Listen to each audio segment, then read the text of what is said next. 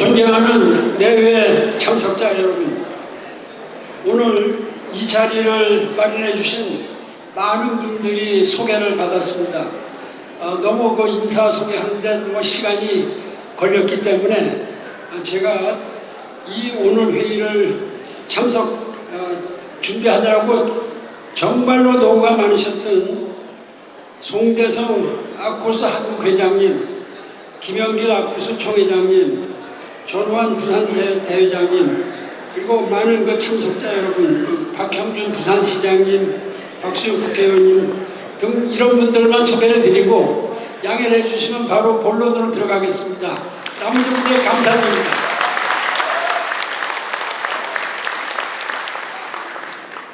먼저 올해 10월 1일부터 부산에서 We Stand Together를 슬로건으로 해서 한미연합회의 부산대회가 개최된 것을 진심으로 축하드리고 한미 관계를 위해서, 한국의 안보를 위해서 너무나 아참 좋은 일이다 이렇게 생각하고 많은 여러분들의 참석, 성원에 대해서 감사의 말씀을 드립니다.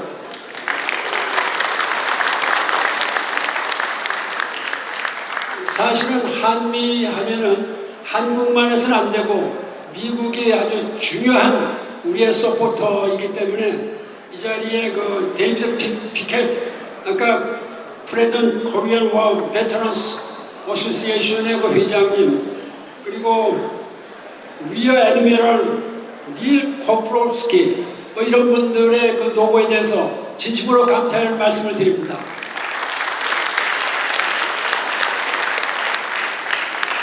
자유민주주의 수호와 한미 동맹 강화를 기본 목표로 2022년 5월에成立된 아쿠스에 한국인과 미국인 그리고 많은 재외동포 그리고 많은 그 부산시의 시민 또 경제단체, 종교단체 이런 분들이 한 마음으로 뜻을 같이 하셨다는 데서 정말 기쁘게 생각을 하고 이분들 앞으로 계속 더 노력하시길 바랍니다. 감사합니다.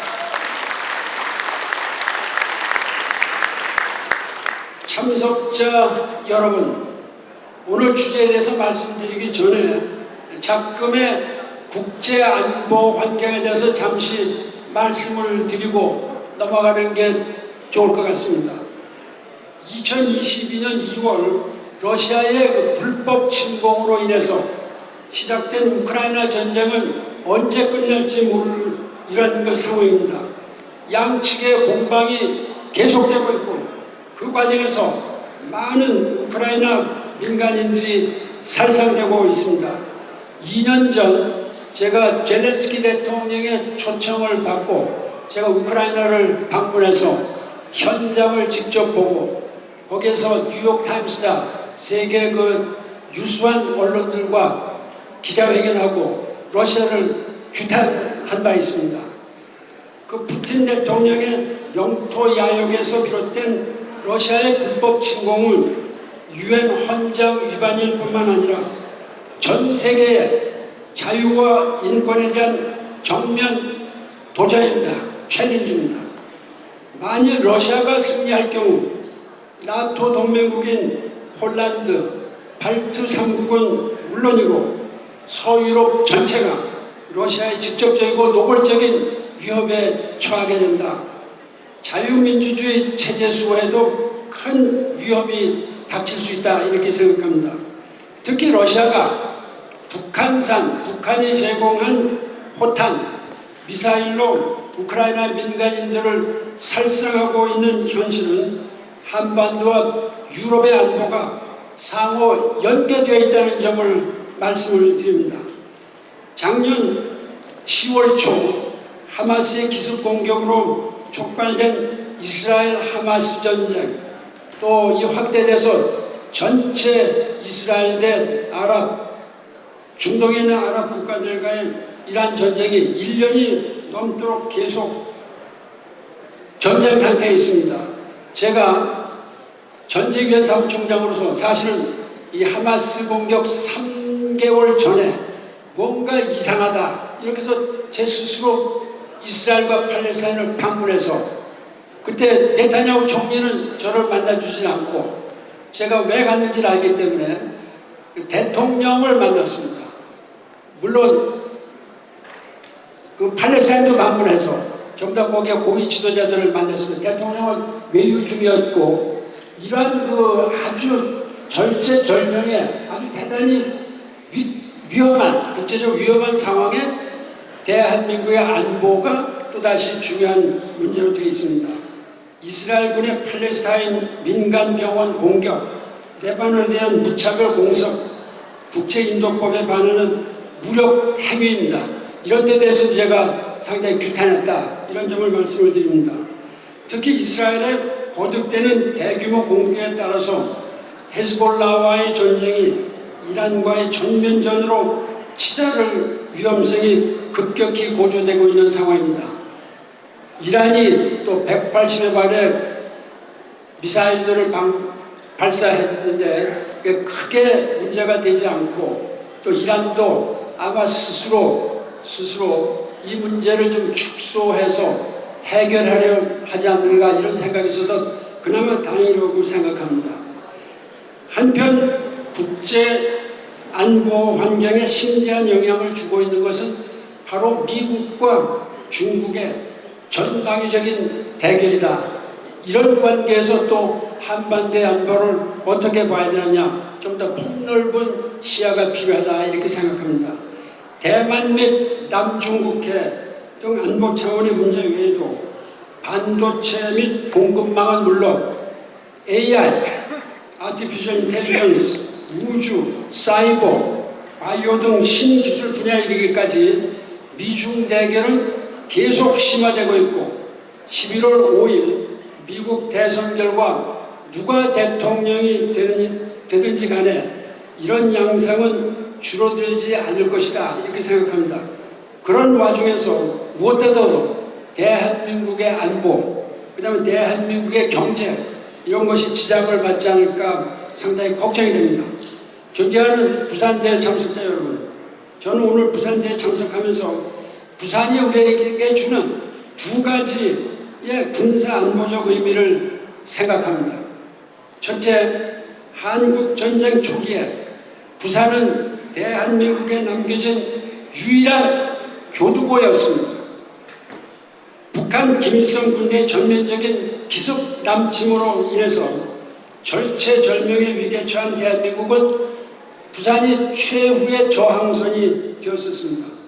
당시에 부산을 잃었었다면 우리나라의 운명은 어찌 되었을지 생각만 해도 아찔합니다. 이처럼 부산은 우리에게 아주 매우 고마운 존재다, 이렇게 생각합니다. 둘째, 전쟁 초기 유엔 안전보장이사회의 신속한 결의에 따라서 파견된 16개국으로부터의 유엔군은 일단 부산에 상륙해서 대대적인 반격을 수행함으로써 공산군을 격퇴할 수 있었습니다.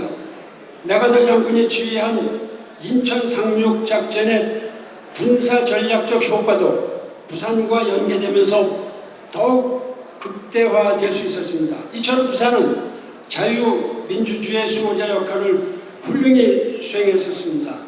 이와 관련해서 제가 한 말씀 좀 드리겠습니다. 우리 대한민국 국민 중에 거의 대부분이 이해하지 못하고 있는 겁니다.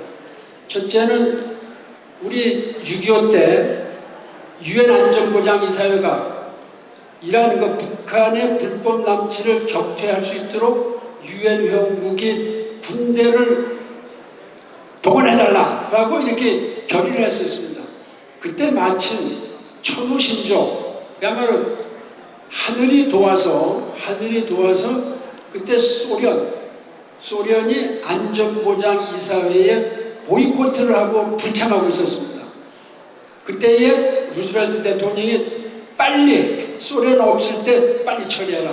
거기서 만장일치가 합의가 돼서 16개국의 유엔군이 참석하게 됐죠.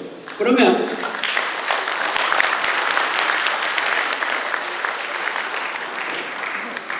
우리나라 국민들 중에 이해를 못하는 것은 그겁니다.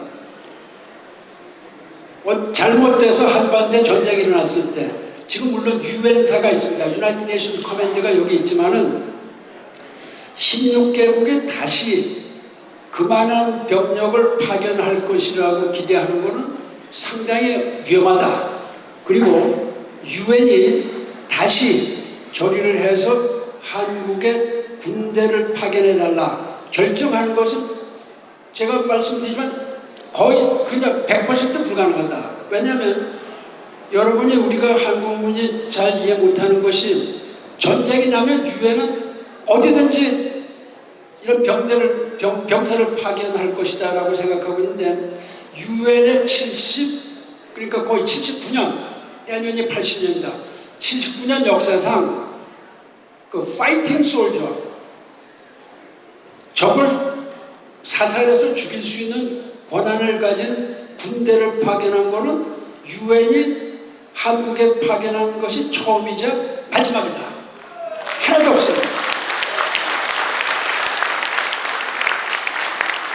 그러면 현재 유엔에 있는 유나이티드 네이션스 피스키핑 포시스는 뭐냐? 사실은 제가 유엔 사무총장 때 제수하에 16만 명의 유엔 군대가 있었습니다. 16만의 군대를 파견했었습니다. 그런데 이러한 것은 유엔 피스키핑 포시스다. 피스키핑은 뭐냐? 평화를 보전해라 이런 겁니다. 평화를 보전하는 게 싸워서 보전하는 것이 아니고 유엔 평화 유지군은요, 이 상대방을 이게 총을 못 쏘게 되어 있습니다. 이 소총도 못 쏘게 되어 있다. 물론 전쟁에서 다른 레벨이나 이런 총을 쏘면 자기 자신을 지키기 위해서 셀프 디펜스를 하게 되어 있지 절대 죽이지 못하게 되어 있다. 이런 사실을 아는 대한민국 국민은 별로 많지 않습니다. 그러니까 79년 역사상 이것이 처음이자 아직까지 마지막입니다. 그러면 미군이 이라크에도 가고 아프가니스탄도 가고 그건 뭐냐? 그 미군이 스스로 코올리션 연합군을 구성한 겁니다. 한국도 갔죠. 한국도 아프가니스탄에 가고 이라크에 가고 이렇게 갔죠. 이거는요, 미국의 돈을 다 대고 미국 스스로 해서 간 겁니다. 그러니까 여기에 대한 오해가 있으면 절대 안 된다. 대한민국이 전쟁이 만약 난다면 또 유엔군이 올 거야. 저는 16개국 절대 안 옵니다. 오로지 온다면은 유럽의 어떤 나라들하고 주한 미군이다. 유엔사가 후방사령부가 일본에 있습니다. 그리고 여기 사령부가 있지만 유엔사 규모는 지금 아주 얼마 안 됩니다. 거의 100여 명 그런 수준입니다. 여기 저보다 더 잘 아시는 한철수 대장님도 계시고 다 이게 연합사 부사령관 이렇게 하시는 분들 다 계시지만은 이런 데 대해서 대한민국 국민이 경각심을 가져야 된다. 제가 아주 참 답답한 겁니다. 그래서 오늘 그런 점을 좀 말씀을 드립니다. 그래서 한미 동맹을 강화하는 것만이 우리를 지킬 수 있는 유일한 방법이다. 그런 면에서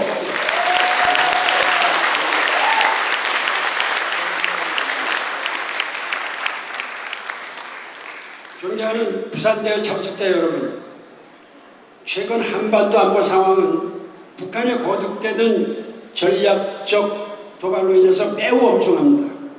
김정은은 2022년 핵무력 정책법을 통해서 핵무기 선제 사용을 공언했습니다. 작년 12월 말에는 이것도 또 도대체 이해가 안 되는 겁니다. 남북한이 동족 관계가 아니다. 서로 싸우고 있는 두 다른 나라다 라고 얘기했습니다. 어디 우리 5천만, 7천만 대한민국이면 다 한 자손에서 다 동족입니다. 우리 동족 아니다. 서로 싸우고 있는 적대적인 관계에 있는 두 다른 나라다 라고 발표를 했습니다. 헌법도 거기에 북한의 헌법도 바꾸고, 이거 참 큰 문제 아니냐. 북한을 어떻게 다뤄야 되느냐. 이런 것이 지금 우리 정부의 아주 최대의 중요한 문제다. 이렇게 생각합니다. 김정은은 9월 13일 올해 수많은 원심 분리기로 구성된 대규모 우라늄 농축 시설을 보란듯이 공개하기에 이르렀습니다. 이제는 대놓고 하는 것이다. 어떤 나라도 북한을 핵국가라고 인정을 하지 않았습니다.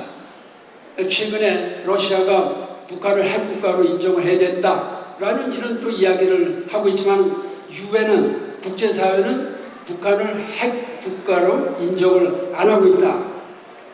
올 6월 달에 푸틴 대통령이 북한을 방문해서 김정은과 군사동맹을 체결했습니다.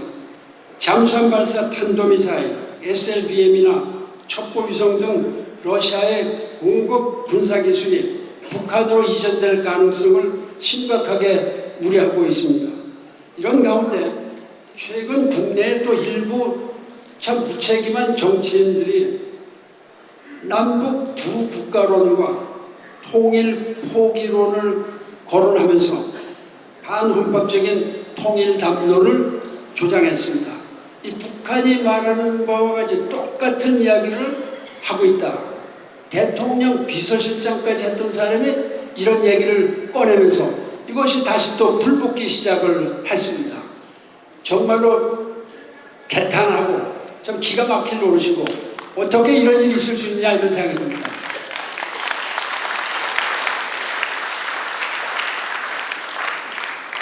존경하는 참석자 여러분, 이처럼 엄중한 한반도의 안보 환경 하에서 우리는 어떻게 대응해야 되느냐 여기에 대해서 한두 가지만 말씀을 드리겠습니다.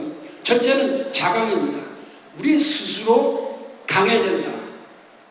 미국의 힘도 중요하지만은 우리가 강하고 또 미국도 강할 때 둘이 다 같이 강해지는 거다. 우리 스스로 또 강해져야 된다. 자주국방을 의미합니다.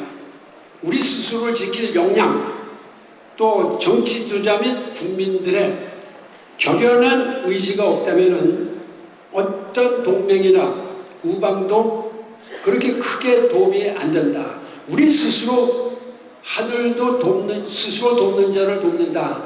이렇게 이야기를 했습니다.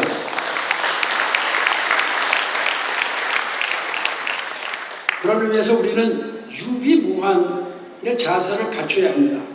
로마 당시에 베게티우스가 이런 얘기를 했습니다. 베게티우스라고 로마의 아주 유명한 전술가죠. 평화를 원한다면 전쟁에 대비하라. 이런 점을 이야기를 했습니다. 이건 스스로 지켜라. 이런 얘기입니다. 둘째, 한미동맹을 질적으로 업그레이드 시켜야 된다. 마침 엊그제 10월 1일은 한미동맹 조약이 체결된 지 71주년이 되는 날이었습니다. 아까 참석 말씀을 하신 분들이 전부 다 어제 그저께 그 행사를 보고 가슴이 뿌듯했다, 자부심이 생겼다 이렇게 말씀을 했는데 저도 마찬가지입니다. 국난의 상황에서도 탁월한 외교력을 발휘해서 미국과의 동맹 조약을 체결한 이승만 박사의 해안, 비전 이런 것이 새삼 다시 그려진다. 또 존경해야 됩니다.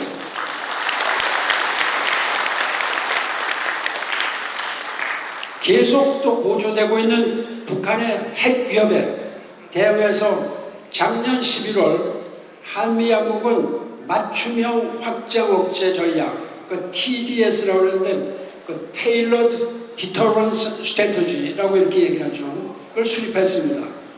우리는 올해 11월 미국의 대선 결과가 한미동맹에 지장을 주지 않도록 민주, 공화, 양당 후보 진영을 접촉해서 우호적인 관계를 구축하고 우리 입장을 적극적으로 설득해야 되고 이 자리에 참석하신 많은 재외 동포들께서도 그런 노력을 좀 해주시길 바랍니다.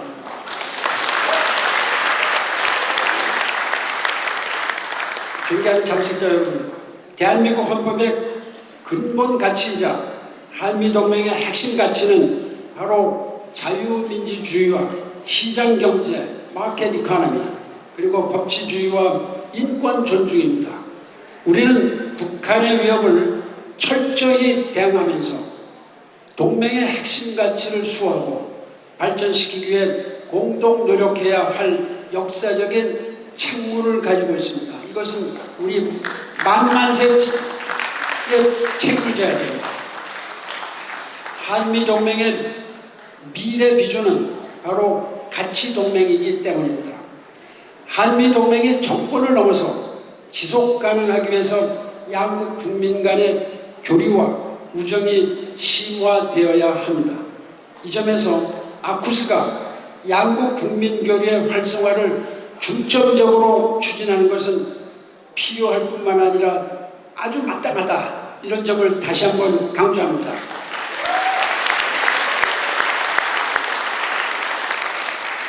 상대 국가 및 국민에 대한 관심과 이해가 깊어질 때 동맹의 미래가 더욱 견고해질 수 있기 때문입니다.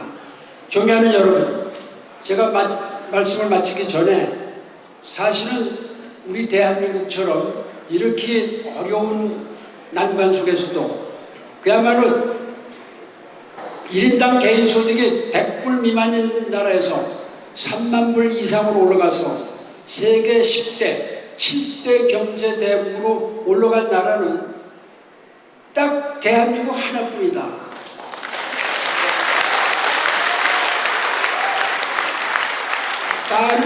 많은 개도국들이 우리 아시아에 보면 싱가포르, 말레이시아가 있고 뭐 많은 나라들이 발전했습니다. 그러나 이 사람들이 선진국, OECD 국가로 들어간 나라는 대한민국 하나뿐입니다. 믿거나 말거나죠. 진짜 이 자랑스러운 기록을 우리 대한민국 국민 스스로 모르고 있다. 정말로 안타까운 일이죠. 그 다음에 제가 유엔 사무총장 10년을 근무했습니다. 사실 남북 분단이 되어 있는 상황에서 북한, 러시아, 중국 이런 나라들이 다 반대하면 저는 사무총장에 앉았을 겁니다. 그러나 정치적인 지혜, 또 그때 당시에 여러 가지 정부와 국민들이 한마음 한뜻이 돼서 저를 지지를 해줬기 때문에 모든 나라 세계 사람들이 아니 그 한국 사람들 할 만하다. 사실 분단 국가에서 유엔 사무총장을 배출하는 하나도 없습니다. 대개 중립 국가 사람들이 전부 다 했죠. 지금 현재도 그러한 그 상황에서 우리가 좀 더 자부심을 갖고 또 자부심 갖기 전에 우리가 할 일은 우리가 스스로 해서 자강, 스스로 강하게 해서 어떤 난관이 오더라도 우리가 이겨낼 수 있는 이러한 그 나라가 됐으면 좋겠다. 그런 면에서는 여야 없습니다. 여러분 경청해 주셔서 대단히 감사드리고요. 우리 다 같이 노력을 해서 계속 부강하고 아주 잘 살는 그 자랑스러운 대한민국을 만들기 위해서 우리 다 같이 우리 스스로 노력을 하고 또 우리 동맹국인 미국의 또 적극적인 서포트를 기원해 마지 않습니다. 감사합니다.